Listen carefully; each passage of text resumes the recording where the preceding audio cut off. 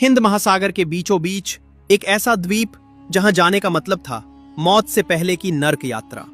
काला पानी, अंडमान की वो सेलुलर जेल जहां सूरज की पहली किरण भी खौफ के साए में आती थी। आज हम उन काल कोठरियों का दरवाजा खोलेंगे जहां वीर सावरकर जैसे स्वतंत्रता सेनानियों को ऐसी यातनाएं दी गईं कि पत्थर भी रो पड़े। लेकिन क्या आप जानते हैं कि ब्रिटिशर्स ने इस जेल का डिजाइन ऐसा क्यों बनाया था कि कोई कैदी एक दूसरे का चेहरा तक नहीं देख सकता था? और कैसे सावरकर ने बिना पेन टेपर के सिर्फ कीलों और पत्थरों से जेल की दीवारों पर 6000 कविताएं लिख दी?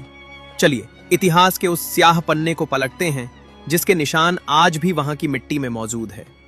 1906 में जब यह जेल बनकर तैयार हुई तो इसे एक खास पैनोप्टिकॉन डिजाइन पर बनाया गया था। 7 शाखाएं और बीच में एक वॉच टावर। हैरान करने वाली बात यह थी कि यहां 693 कोठरियां थीं और हर कोठरी ऐसी बनी थी कि सामने वाली कोठरी का कैदी कभी नजर ना आए।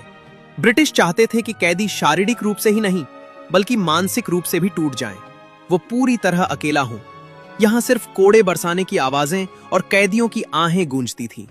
लेकिन असली सस्पेंस तो उस कोल्हू में छिपा था जिसने बड़े बड़े योद्धाओं की रूह कपा दी। वीर सावरकर, एक ऐसा नाम जिससे ब्रिटिश हुकूमत थर थर कांपती थी। उन्हें 2 जन्मों के कारावास की सजा देकर यहां लाया गया। उनकी कोठरी तीसरी मंजिल पर थी जहां से फांसी का फंदा साफ दिखता था ताकि वो हर पल मौत के साए में जिए। उन्हें कोल्हू में बैल की तरह जोता जाता था ताकि वो नारियल का तेल निकाले। दिन भर में 30 पाउंड तेल न निकालने पर उन्हें कोड़ों से पीटा जाता था और गंदा पानी पीने को दिया जाता था। लेकिन सावरकर की आत्मा को वो नहीं तोड़ पाए। जब उन्हें लिखने से रोका गया तो उन्होंने जेल की दीवारों को ही अपनी डायरी बना लिया।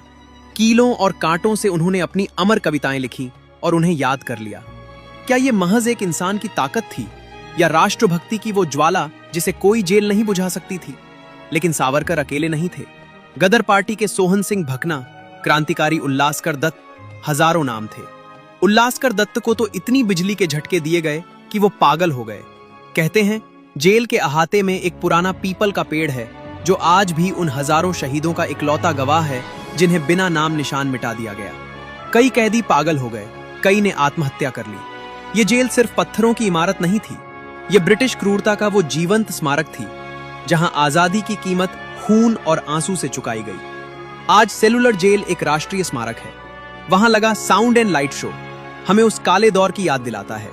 लेकिन जब आप अगली बार वहां जाएं तो उन कोठरियों की खामोशी को सुनने की कोशिश करना। वहां की दीवारें आज भी चीख चीख कर कह रही हैं कि ये आजादी हमें खैरात में नहीं मिली। इसके पीछे उन गुमनाम नायकों की अनसुनी दास्तानें हैं जिन्हें हमें कभी नहीं भूलना चाहिए। वंदे मातरम।